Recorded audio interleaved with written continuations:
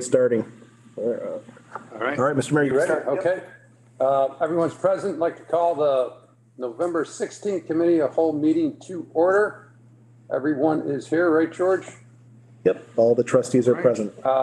So in honor of the Bears, we'll get things moving in an efficient order. First off is the final plat PUD for Reilly's Meadow.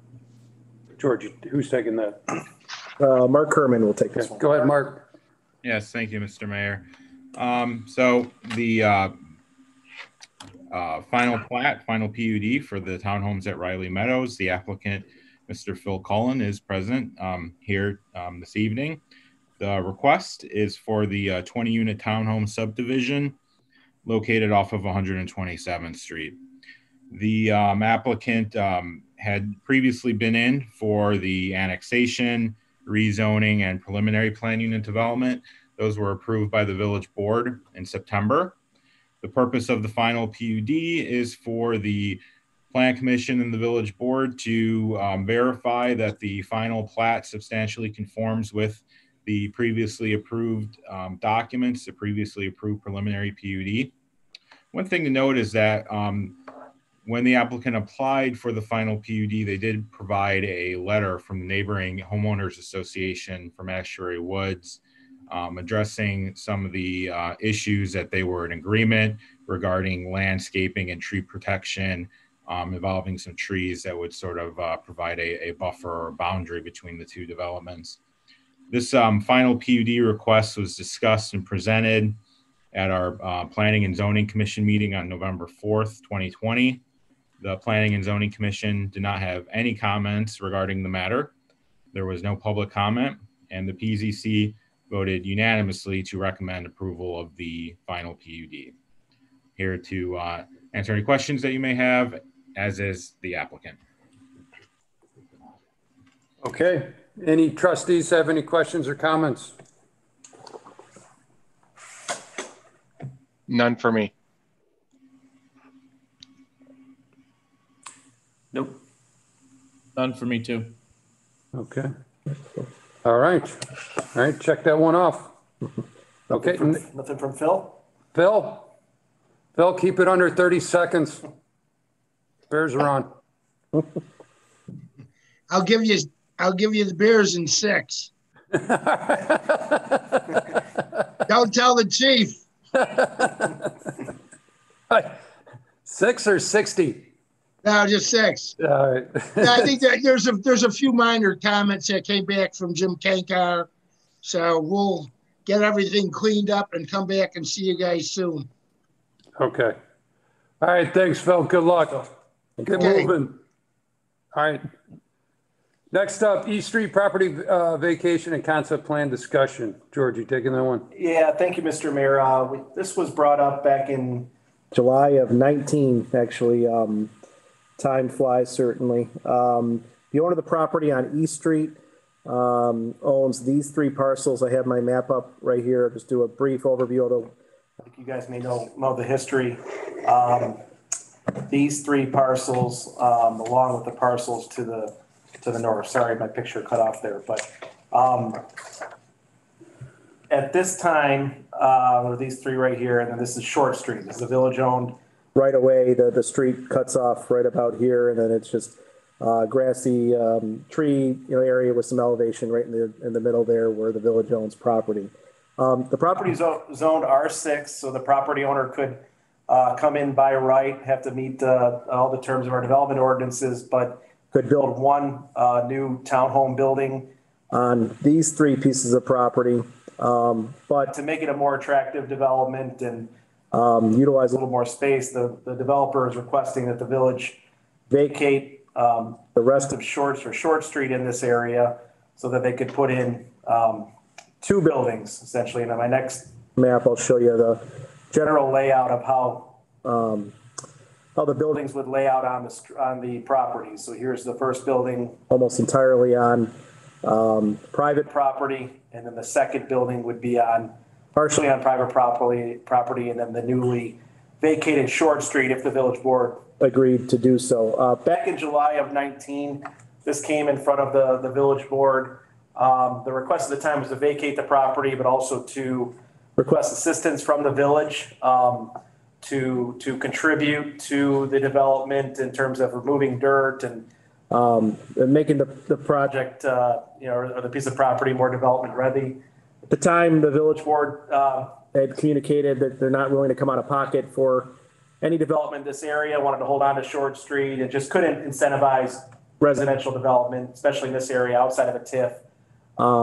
So now the developer has come back. He's called me a few times the last a couple months, just asking if the next step would be if the village were willing to vacate the right of way, not contribute at all to the project. The developer could make the project work, but a couple different terms he would need. First of all, kind of to satisfy some of your concerns that you guys have had, the board over the last couple of times we brought this up, is wanting to see this come through as a planned unit development when it does come through, so that the project could be dressed up and potentially some features, so to break up the monotony of the buildings. So this would necessitate a planned unit development.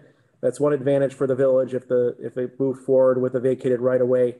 But the other request from the developer would be a longer time frame. So two different, is the vacation of the property on the table from the board at this time, and two, a little bit of a longer time frame on the development of the project. And the reason being, there's a substantial amount of costs associated with cleaning up the village right-of-way property.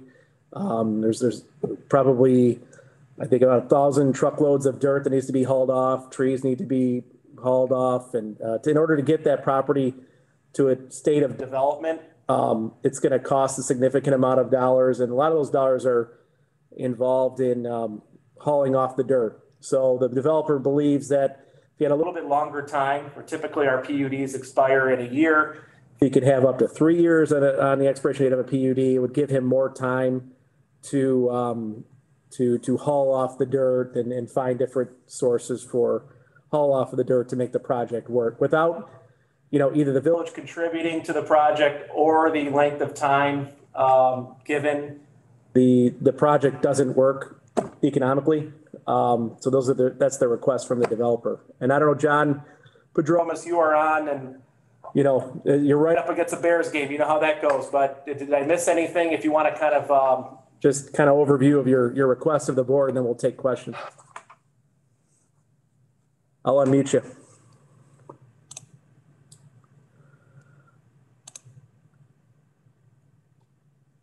You gotta hit unmute. Still muted. You're still muted. He's got to hit unmute on his end. John, there's an unmute button on your screen. Got it. There we go. Can you hear me? We got you have your wife help. Okay. Okay. Okay. So over the years, I've had a relationship with IDOT, and I've talked to them, and they tell me probably within the next 18 months to 3 years, they're going to need dirt. They've already inspected my dirt, tested my dirt, and it's acceptable. They want to make sure it's clean and all that for whatever they use. So, and that's why I need the time, because this expenditure is just monumental, with probably up to 1,200 truckloads of dirt got to come out of there. And the cutting down of what I had to cut down before with the first part of the development, this is 3 times as much. And because the other first development, the lot, is 35 feet shorter. In other words, narrower. It's not as deep as the rest. So to make this thing viable, because again, you hate to start out knowing you're going to lose money, with their help, and this is the time frame they gave me, that they'll probably need the dirt, or who knows who else might come up that from time to time different people do need dirt. That's my big key here. I've got to get rid of, you're talking about with the dirt and the trees, could be as much as $150,000. And then with having to build, and if you notice on the land that was shown to you, I had to give up what in essence would be 1 more unit, because I had to help 31 feet at the end for retention, which my engineer suggested that should handle all the retention, because I got to re-engineer the whole thing from beginning, which was already engineered and drainage set in. That's all got to be redone now. So I'm actually having to redo a lot of costs that's already been expended. So that's why I need the time. So if you guys would consider giving me the time, I can start moving ahead with the engineering on this.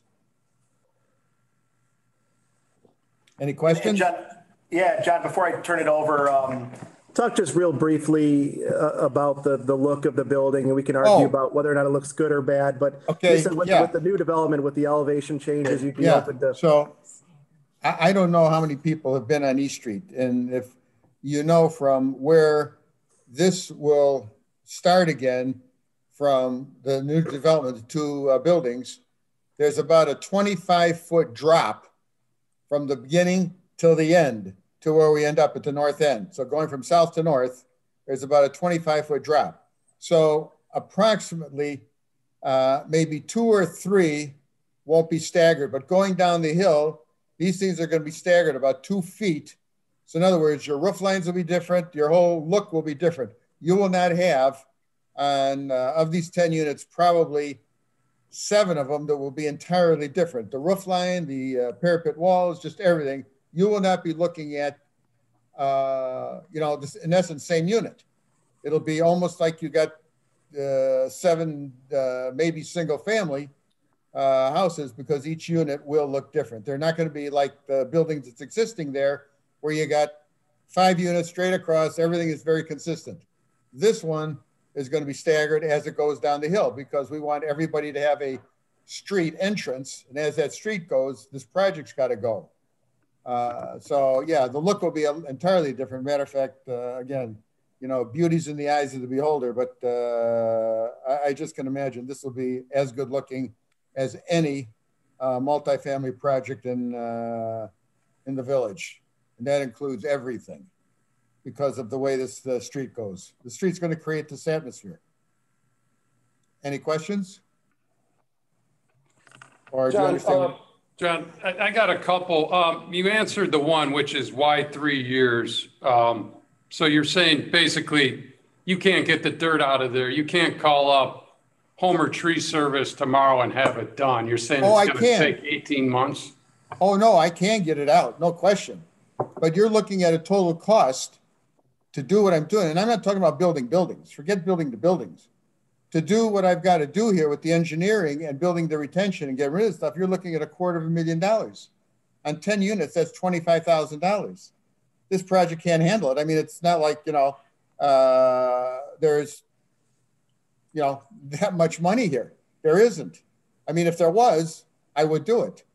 But I cannot go in, and I know if I don't get help with that one way or another, I can't do it. I mean, the long and the short of it is I can't do it.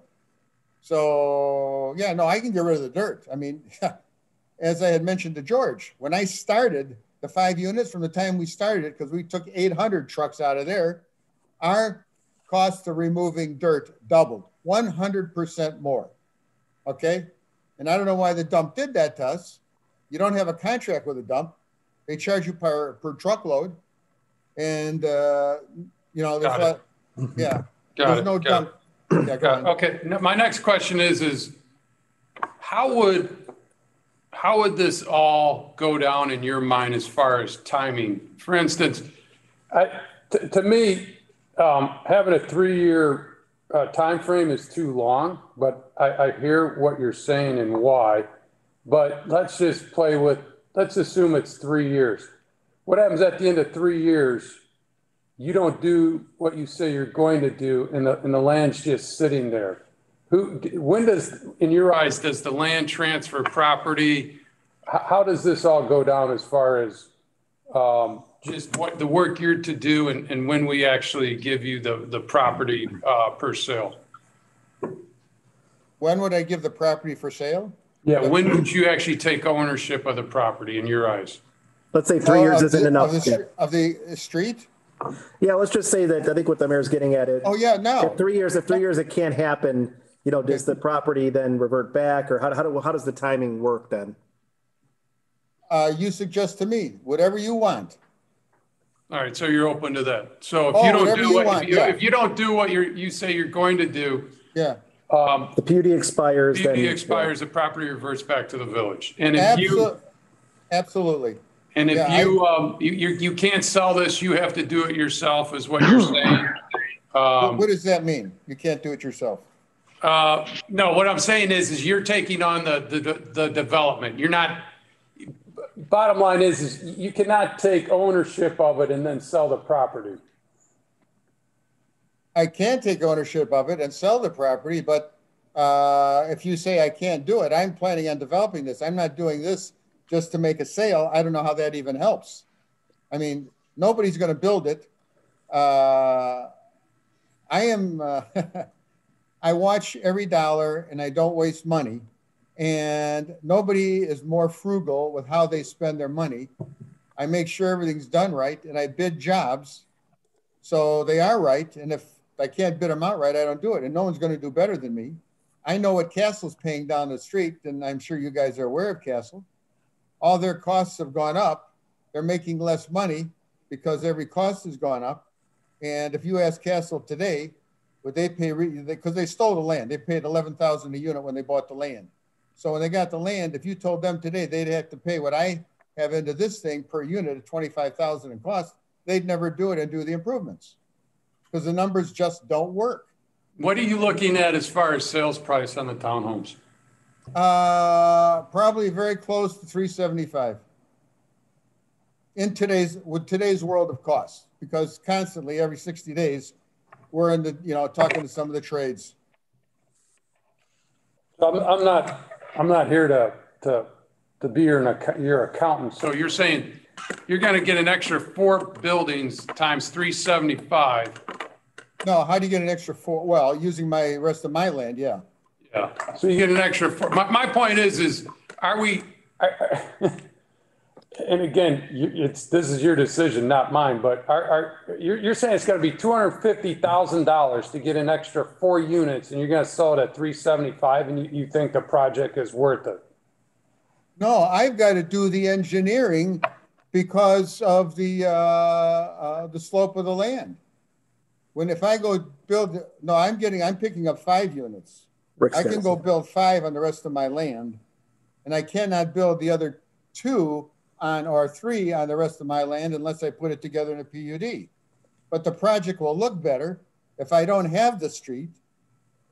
This is not going to look right. You're going to have the overgrowth there.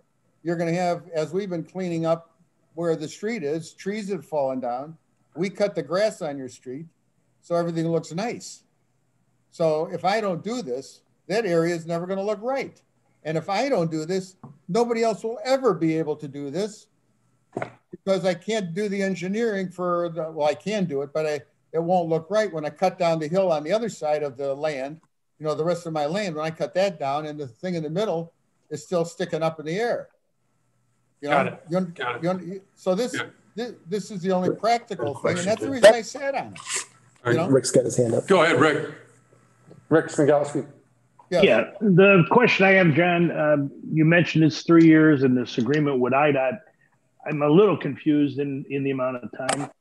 Does IDOT have the site for your dirt ready right now? They've got 3 things, and again, all this has to do with the state of Illinois, the money. I got that.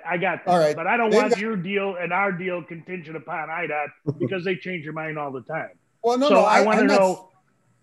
I just want to know what is the time frame? What is the time frame them to do with getting rid of the dirt? Give me that again. They told me 12 to 18 months from now. Yes. They think they might need it. Okay. Because of what is on the plans for them to do. All right. Okay. I can't make it any simpler than that. And like everything else, nothing goes on time. Okay. So that's why I want 3 years. That's why you want the 3 years, because you're not trusting that their schedule is going to hold. Have you ever worked with the state of Illinois? Yes, I have. All right. I just want to. I got more to add here. I just want to make sure I understand your answer. Yeah, no, that's the simplicity of this whole thing. Okay. What if we gave you a site to get rid of your dirt tomorrow? Well, then we have to figure it out because they're going to come pick. well, if you do, they're coming and picking up the dirt. The only thing we have not established with them yet is who's taking down the trees. Okay. Okay. That's the only thing we haven't established. So Okay. if you got someplace for the dirt, let us talk about how we can get this done, because the right thing for all of us is to get this done. Okay. Okay. Trustee Stapleton? I would imagine. I have a. Yeah, Go ahead, Ron, I was just going to say, I imagine that dirt is has come into play with the stuff along Main Street that we've been talking to them about. I'm just guessing. But they're going to need embankment on the north side of Main Street. Go ahead, Ron. Okay. Short history. Years ago, people petitioned us to change the zoning on that property. We did, and Mr. Prodromus is right. He went to court, and the court said it could be they changed it back. The problem I have now is there will be a total of 15 driveways. They're 20 by 43 feet impervious on a hill that drops 25 feet down to level land. I'm concerned about that. Another thing that concerns me is the existing building and the lot that it's on. These people bought a townhome on a lot of a certain size with a certain view they had, and now you're asking to put a building 15 feet away from it? That I don't understand. And then another is... I missed your thought. Say this again, please. Well, the existing building, you plan to put another building right next 15 feet away from it. Yeah, they're 15 feet between each building, correct. A parcel of land that was dedicated for that building. I mean, will the people go along with this? I don't know. Are they paying taxes on this parcel, or is that part of what they pay on the real estate? I own it. I didn't sell that. He still owns it. Okay, you own the land. Yeah. Buildings. Yes. You own the buildings too? Yes. I thought you sold one of them. No. Last time you came before, she said you sold one. So who said that? I thought you did last time. No, absolutely not. No, if I sold it, I'll tell you why I can't sell it. Because then I'd have to get the permission of the people in there to do what we need to do. Yeah. I had a contract on a unit, but I've never sold anything. Oh, I see. Okay. I had a contract in one unit, yeah, but I've never sold anything, because if I did that, this development could never happen. Another question. You want us to give you Short Street. Now, it's already been discounted to $30,000 by the appraiser, and that's because of the bad topography. I'm sure it would be worth a lot more with better topography. But why isn't it opened up to other builders to buy that lot? Oh, I'm sure it is. You can put it out to anybody, but don't forget the sewer line on that street there. I put it in, so the sewer line I paid for. So they're going to have to pay to hook on the sewer line if anybody buys it. If anybody buys it, they're going to have to do engineering on that piece to fit in the neighborhood, which will cost them a left lung. Couldn't tell you one, but no, I'm not pleased with the project, and I just don't. And plus, 15 feet apart. We don't allow those buildings to be 15 feet apart. So, wait. What about this new development that you've got in that you annexed in? You know, the new one you just annexed in that you just approved tonight? How far apart are those buildings? I don't recall. But if they had to get a variance to it's any closer. So you've got these big buildings with each one has got a 7.5 foot side yard. I mean, I'm not There's happy. more of a side yard between my buildings than between the houses going down the street. Again, and my units are bigger than the houses going down the street. I'm not happy with this deal. I don't like to see village property given away. In fact, there might even be we have to check with our attorney to see if that's even possible. Well, let me tell you, it is to the left, to going to the south of this, up the hill there. There was a street at the south end of where the townhouses that are built, and 20 years ago, the person that had it before me the village gave it to him. So the property that I bought had a street that was vacated and given to that developer before I got this. So it can be done. Did he pay anything? Paid zero. They vacated it because they wanted the development that he was putting in, which was those houses, you know, those houses that are up the hill there? Yeah. Yeah. Okay. That's all I have to say. All right. I have a question, but it's not towards you, John. It's more towards the board. Are we resigned to the fact that Short Street deserves to be vacated, or are we, like, is this something, I don't know if Ralph can give us some input. Is this something that we gotta do, or we should do? Could it ever connect? Can we reconnect to Hillview, or have East, or to East Street at least? I know the topography is a little goofy there, but is this something that we all decided that it's got to be vacated, or is something that we need to look at? I personally think we need to look at it. I want to go down there one more time and take a look at this area. Personally, I wish there was some way people could get through that short piece there so they wouldn't have to go blocks around. I mean, kids can't even get through there to go to East Street from where the other street, from Short Street. Like from Short to Hillview, there's property just to the east of there that's not even, well, that's been vacated also. Is that something that we should look at to connect them? Can I throw my 2 cents in? Yeah. About 8 years ago, and I was at the meeting in the village, they discussed Short Street. And if you need be, I can go look because we were at the meeting. The board at that time said this street should never be opened because it's a hazard, because you've got about a 25-foot drop from where it starts going down. And unless you're standing on your brake, you're never going to stop, and you're never going to go through to the next street. So you're not going to continue. So it's a traffic problem. So, but if, and I think maybe Mr. Schaefer was around back then. George, do you remember this? It was a long time ago, Mr. Padromas. I recall. Okay, but it was, but it's in your minutes. Let me pull up the. Yeah, but actually, you guys should go over and take a look and see the drop. Yeah. No. Yeah, and see the drop. I mean, it's nothing but a hazard. And this is some way that those extra units, what? Hey, John, so all right, let's just play what if here. So sure. Right now, you could put in the north 5 units, correct? Right. Yes. Okay. Does that make sense to put that in first? No, because it's engineering. Like I got to re-engineer the whole thing. Got it.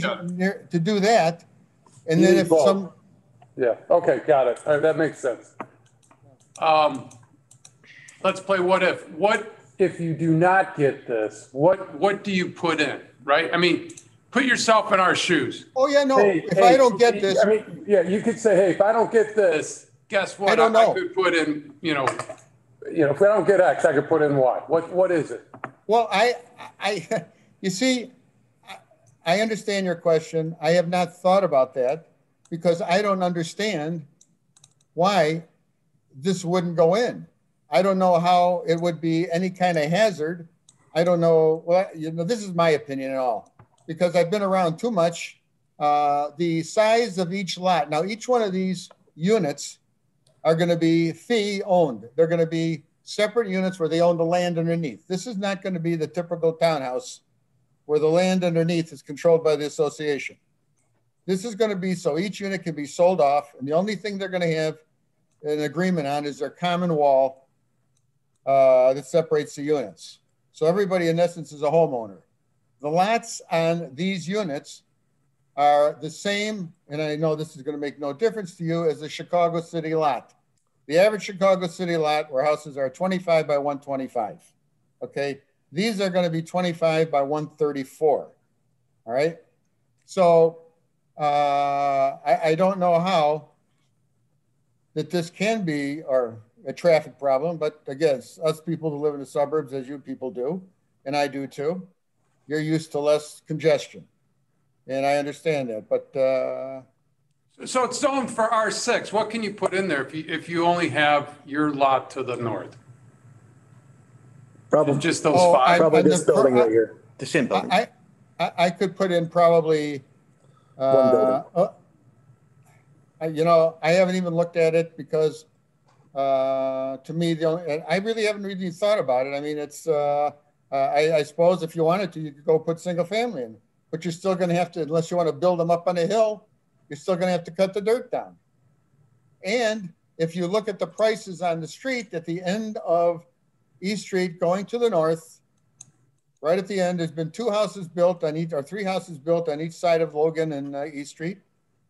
And he's only paying $30,000 a lot that's improved. Okay.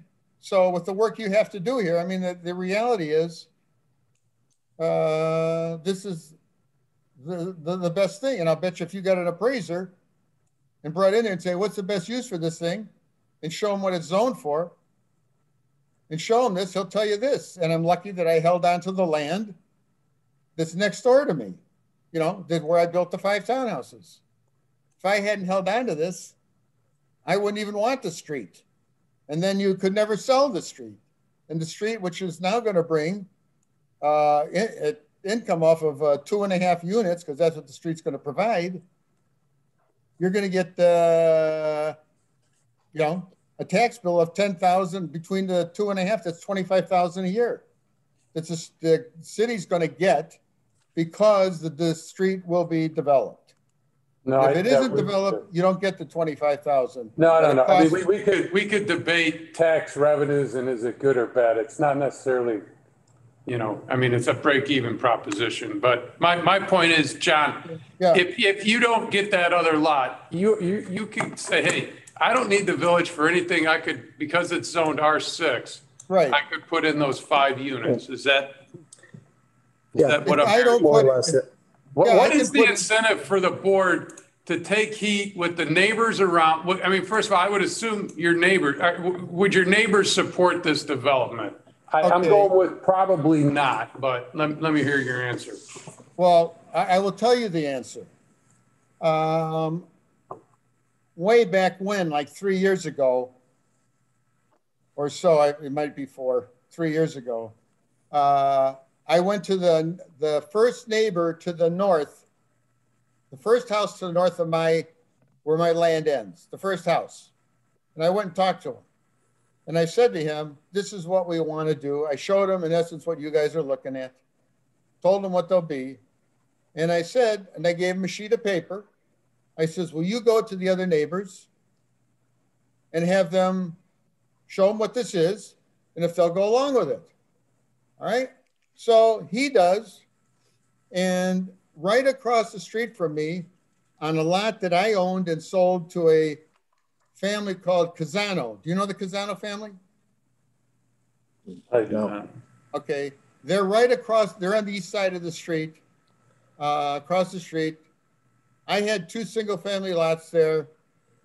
She's a beautician in the village. She's got her own business. She wanted to buy one of the lots. Then she came to me and wanted to buy the other lot. She built a house, a very nice house. Her husband, he goes up and talks to the husband because he was getting everybody's to sign on the street. He had 7 signatures on this sheet. He goes and sees Casano. And Casano, if you ever meet him, you will know he's a thug. He told this guy, you don't give this to Prodromus, and if you do, I'm going to hurt you. We don't want any development over there. So you asked the question, and I've given you an answer. So yes, there will be at least one dissident, but there were 7 people that signed it, and he wouldn't give them to me because this is what happened. And you can go talk to him. It's the first house to the north. Got it. I will say, I think we don't have to rehash all the history because it is complicated. We had issues on this project in terms of the public improvements, the sidewalks. There was a giant hole that was left for a while. But I will say part of the reason why I think when developments come in, especially a complicated one like this, a 5-unit with public improvements without a PUD, you lose that little bit extra level of protection of baking everything into an ordinance, letter of credits, versus coming in by right, it's like pulling a building permit. I think that's part of the reason why we had some issues. So I will say on that regard, putting it in a PUD does help, because then everyone, planning and zoning staff, everyone gets to weigh in on ensuring every item that's needed to go into the ordinance gets in there. And then there's a mechanism to track it, and there's accountability. So I think that is one of the reasons why we had so many issues, was because it was a by right development.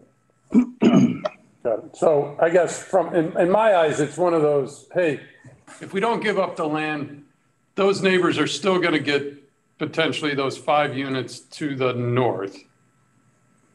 If we do give up the land, there's another 5 units to the south. To Ron's point, another 5, 5 driveways.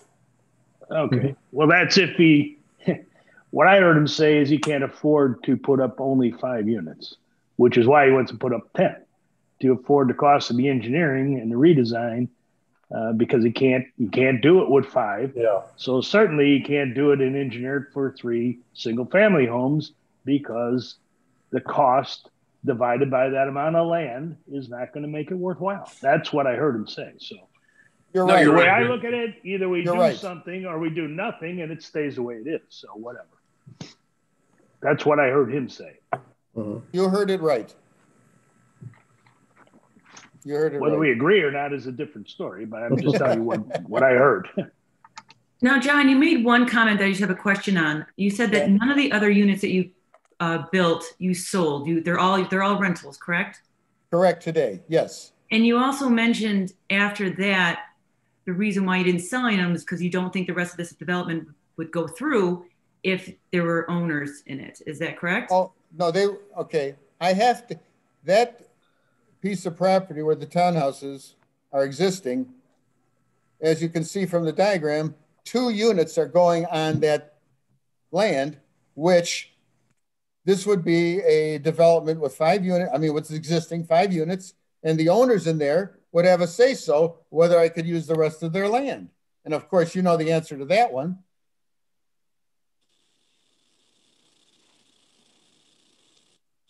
So in other words, by you not selling any of the units, you maintain full control of the building and the property. Yes, if you correct. sell it off, now you got 5 partners. Well, right. And they're not going to let me do it, because nobody gives up anything today. And of course they give it up because they have no need for it, and they'd have to get rid of cutting the grass. They'd save themselves some money with the, cutting the grass and all that. But you know how everybody is today. Everybody wants something for something, even though it's worth nothing.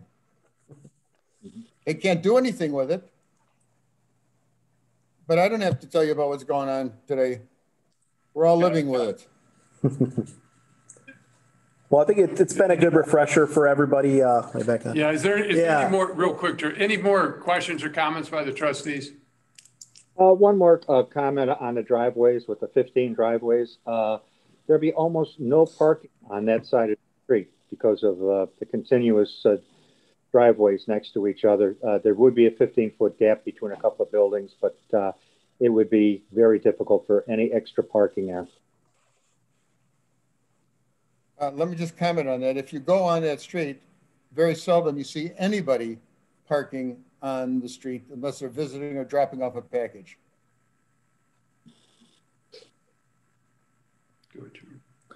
Well, unless anybody has any other questions, it's a good refresher. We'll give everybody an opportunity to go visit the site again.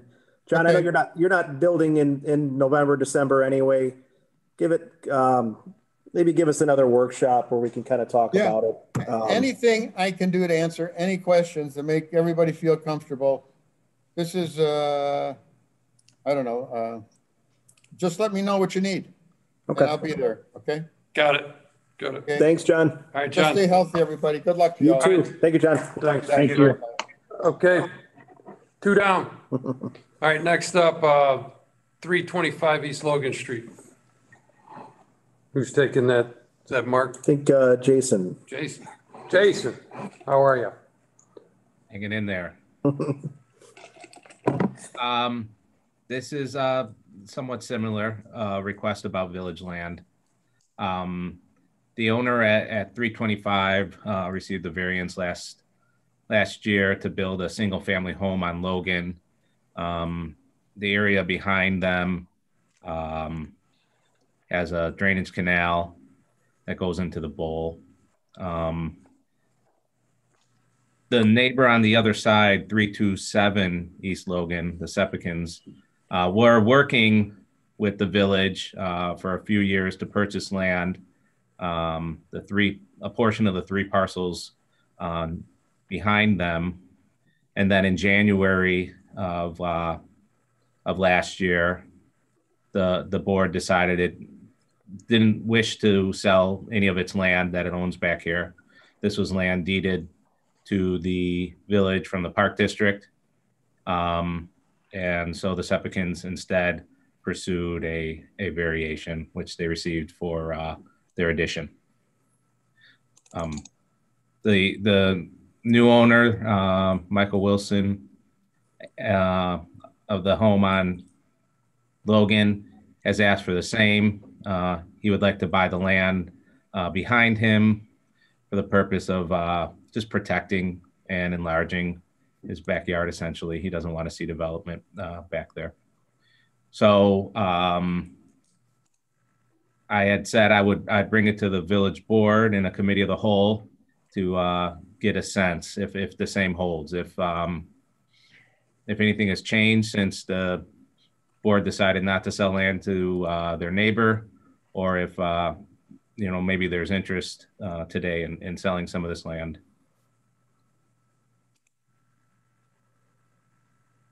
That is all. Thanks, Jason. Does anyone have any comments regarding this?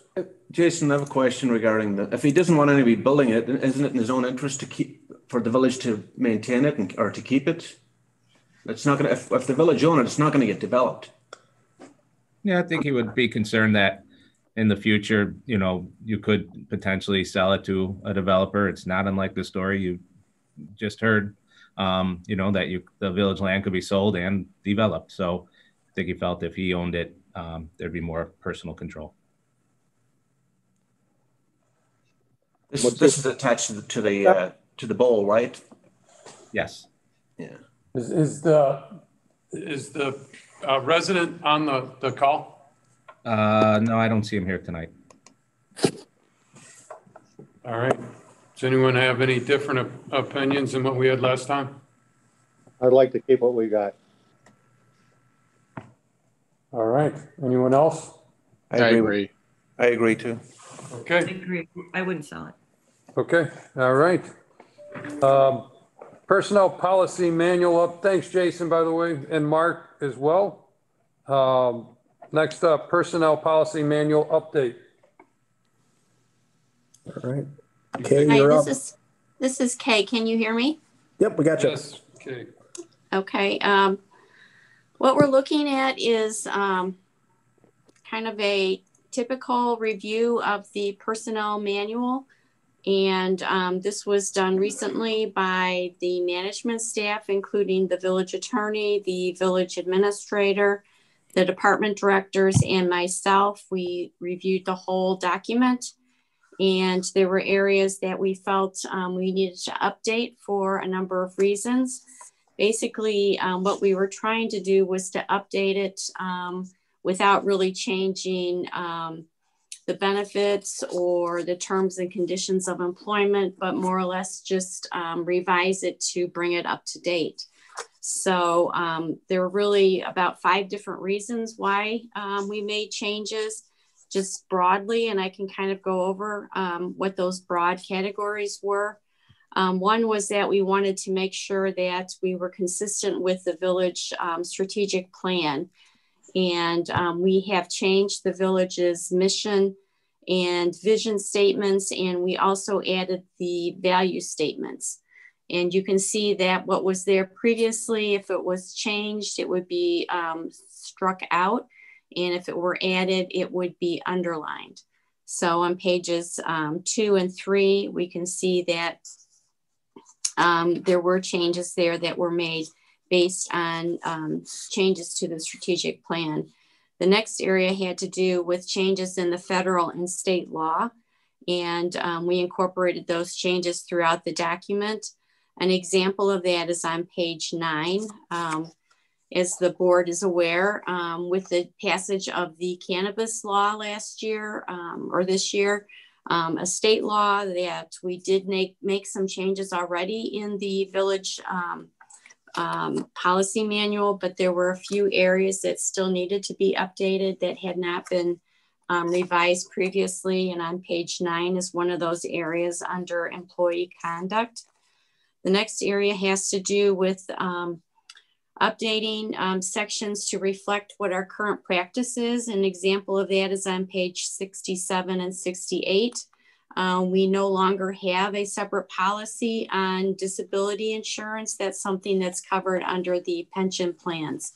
So that's not in existence. So we just updated the personnel policy manual to reflect that current practice. Another area is compliance with legal and risk management. And an example of that is on page 89 through 92. We added new language on a social media policy that was consistent with that recommended by our risk management agency. And then finally, we revised the job titles based on new job titles and organizational structure. An example of that is on page 38, where you can see the new job titles were added and the old titles that are no longer used were taken out.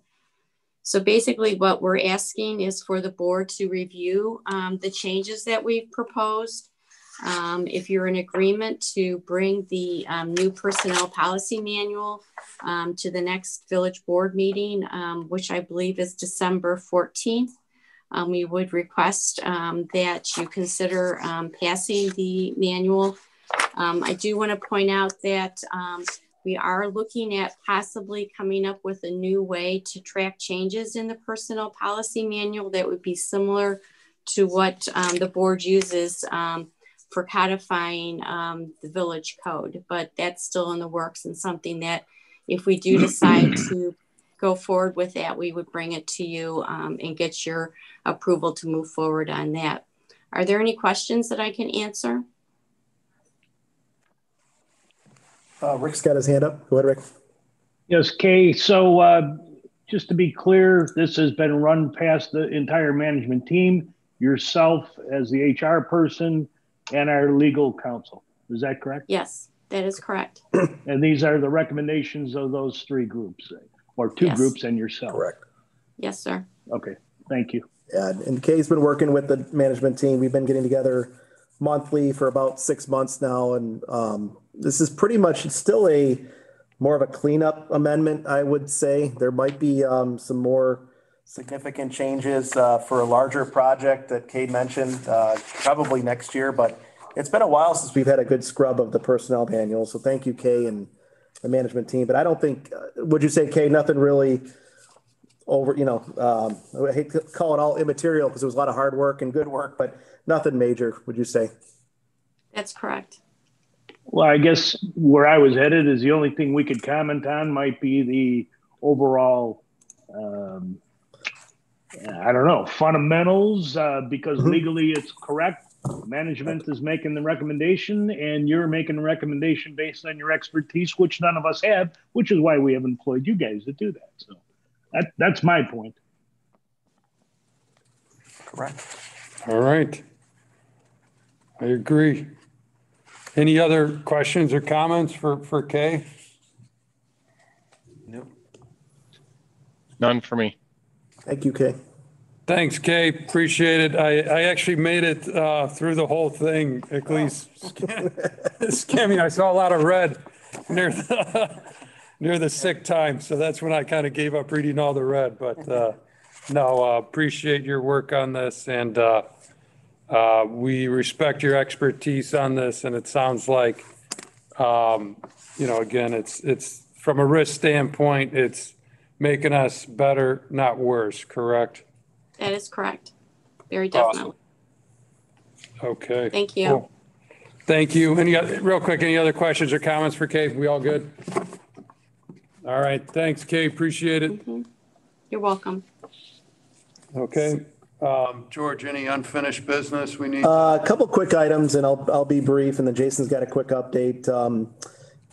especially with COVID, and we've had a lot of questions about fee renewals and business licenses. And from our standpoint, those will go out. I think the business license renewals have already gone out. Liquor licenses will have gone out. One area where we are recommending a slight deviation from the fee ordinance in light of COVID and some other things going on with the business license renewals is to charge the basic business license amount, but the village for this 1 year could absorb the third-party inspection fees related to health inspections, for our restaurant and bar owners. And one of it obviously COVID was really impactful to the restaurant industry, obviously, but also last year we ended up refunding a significant portion of that anyway, because Cook County didn't come out and inspect like they usually do. They did one instead of two.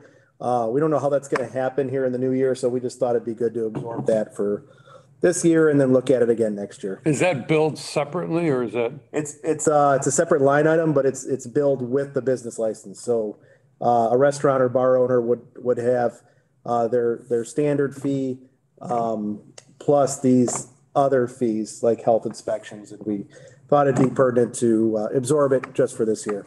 And also on that bill is the liquor license fee on that bill as well? That's billed separately. But it's at a separate time or? Right around the same time, about a month early. They're both due January. Got it. Because I did get some feedback.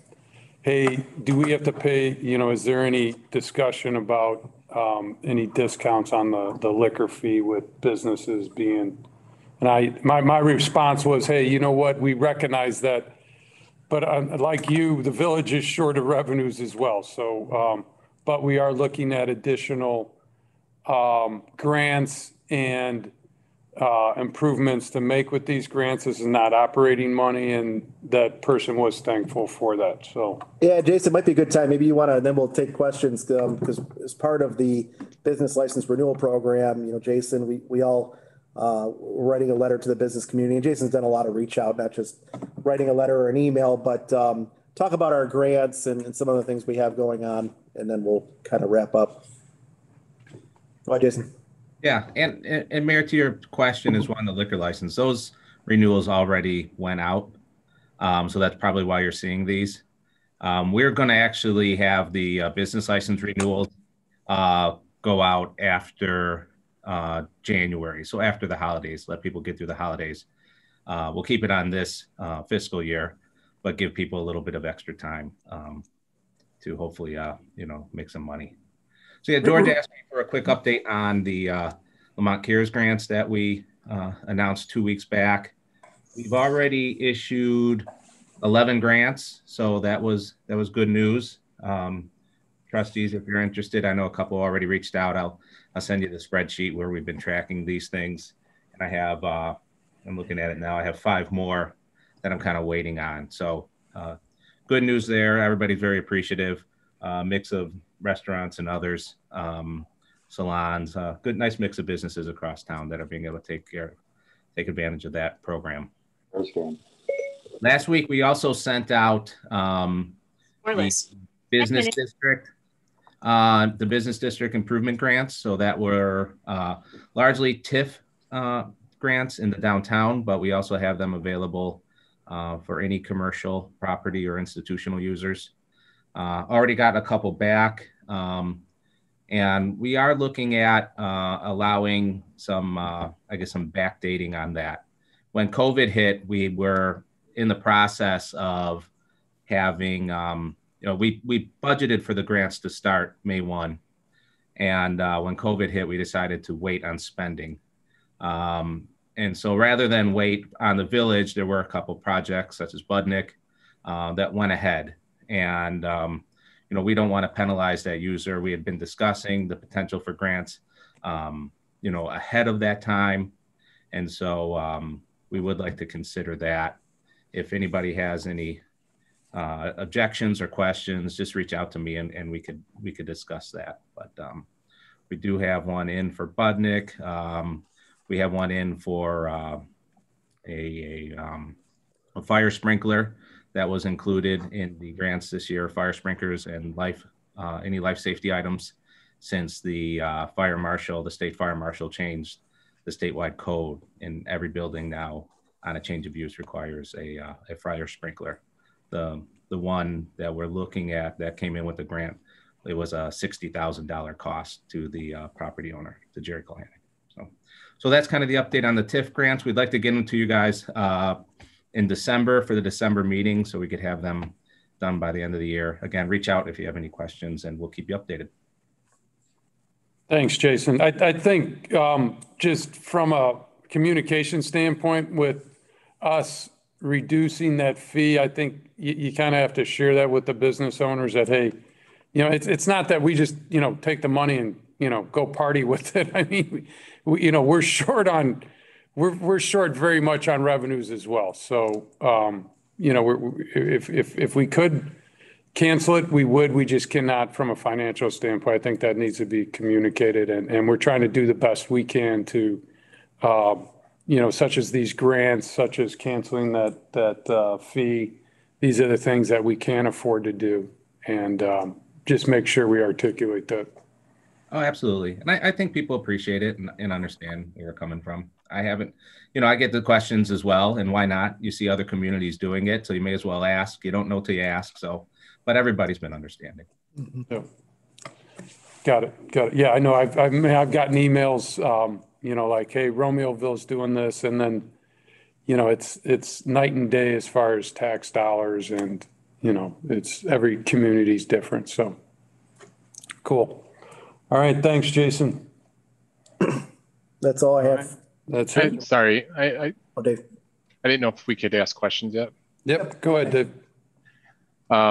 So the health inspection fee that we're waiving, how much money is that? Will that cost the village to waive that?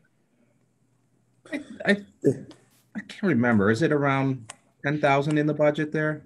No, it's around 20. 20,000 in the budget. Around 20,000. But it also depends on how often the inspection is made. Like I said, last year we didn't have to, but we reimbursed building owners because inspections weren't made. There was one instead of two. But yeah, I think it's around 20. Yep. And some of the same happened this year. Inspections weren't made because, places were closed for 3 months, 6 months, and whatnot. So rather than go through the process of trying to refund everybody for an inspection that didn't happen, we thought it'd be easier to just kind of pay it forward. No, that's fine. It makes sense to me. I was just wondering what the dollar amount was going to be, because I think it's important for us to, like John said, make sure people are, the village is trying to do what they can as well to support the businesses as much as we can. So this is just another opportunity. So. Yeah, you're right. I mean, we don't always promote that as well as we could. Let people know. Thank you. What is the individual inspection fee? $100? 140, I think, Jason. No. The restaurant license is pretty expensive. There's 2 health inspections and grease trap. Business license for most restaurants are $100, but with all the extra fees and stuff, they get to be around $425, I think. Mm-hmm. They add up pretty quick. It's an expensive permit or expensive license. Maybe we just ought to let them know that if their grease trap does back up, we're going to hit them twice as hard with the fine.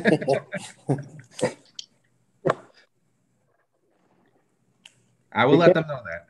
You can't claim hardship when your grease trap is backing up. You got some business there.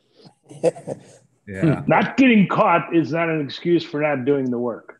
So, no inspections, no charge, but that doesn't mean you can't keep them clean, right, Ralph? That's true. It's on the books. We have an ordinance. You have to do it. Who is doing the inspections now? We have sort of private contractors, Gene Gelson and Tom Myatt. Gene was last the health inspector in Oak Lawn for 20 years or so, for quite a while. And so she retired and started her own little private health inspection business. She lives in Homer Glen, which is nice. So she's nearby, able to address people quickly if needed. And Robert Grossap does the grease trap inspections. He's retired from the MWRD. Okay, thank you.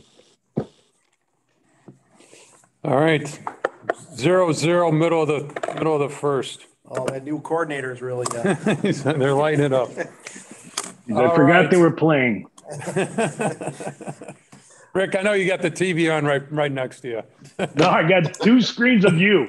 Oh, God bless you. Let's end that. This is more exciting than the Bears. Anything, well, we have audience participation. Any? Yeah, I didn't see anybody on there, but yeah, if anybody wants to speak, let me see if, no, even Phil Cullen left the meeting. No. I'll participate as a Bears fan. Foles already threw an interception. Oh, boy. Must have been the play call. It was the play calling. All right. All right, with that being said, are we, everyone good? Anyone have any?